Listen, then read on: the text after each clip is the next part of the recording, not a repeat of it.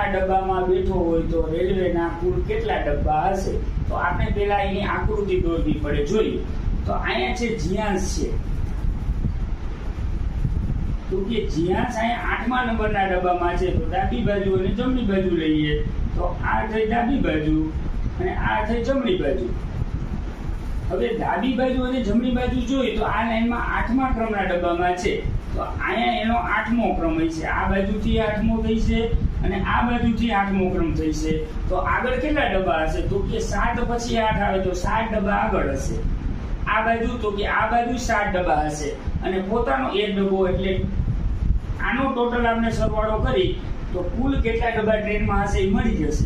તો કે 7 + 1 + 7, તો 7 ને 7 14 ને 15 ડબ્બા ટ્રેનની અંદર હશે. તો જ્યાંની જે ટ્રેન છે આ ટ્રેનની અંદર કુલ કેટલા ડબ્બા હશે? તો કુલ 15 ડબ્બાઓ હશે.